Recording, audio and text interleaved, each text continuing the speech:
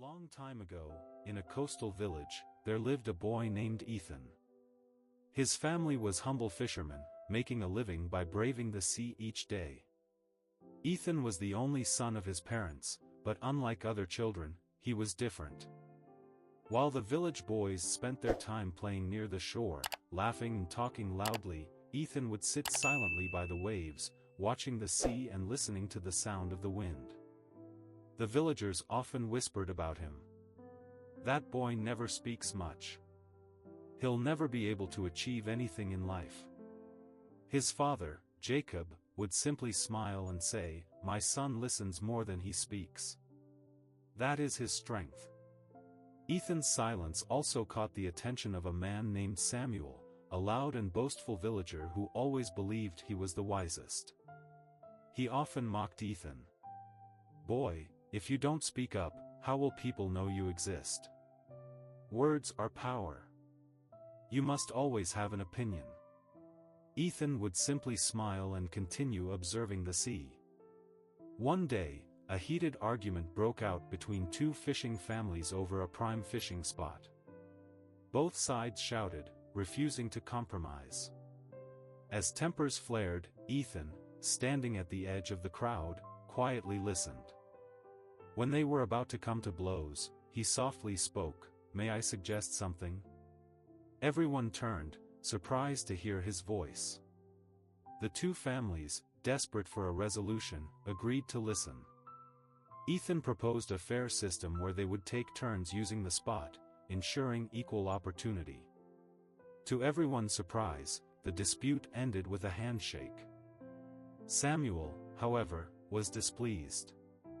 He did not like that Ethan's few words had more impact than his endless chatter. Determined to humiliate Ethan, he waited for the right moment. A few weeks later, a wealthy merchant, Mr. Harris, arrived in the village, looking for a young assistant to manage his trade. "I need someone intelligent and capable," he announced. "Those who wish to join me must speak with me first." Samuel rushed to meet him, boasting about his knowledge and experience. He also took the opportunity to belittle Ethan. "Sir, there is a boy here who never speaks. How can such a quiet person be of any use to you?" Mr. Harris nodded, listening but not commenting.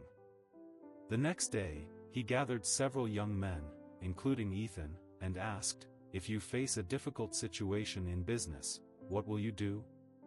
The others, including Samuel, quickly offered their opinions, each trying to outdo the other with grand words. Ethan, however, remained silent.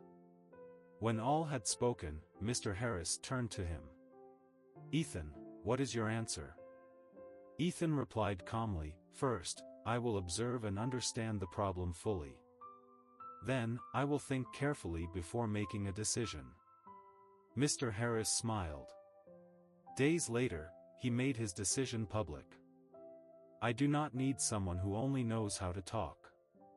I need someone who listens, thinks, and acts wisely. I have chosen Ethan."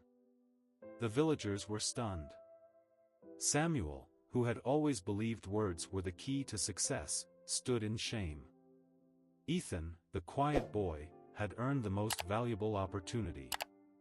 Ethan left with Mr. Harris for the city, learning the ways of trade and becoming a successful merchant. Over time, he returned to the village, bringing prosperity by creating new jobs for the fishermen. Samuel, who once mocked Ethan's silence, now understood the true value of listening and speaking wisely. Speaking less does not mean knowing less. Those who listen understand more. Those who think before speaking hold true wisdom. Words carry weight only when used at the right time. True intelligence lies not in speaking often, but in speaking wisely.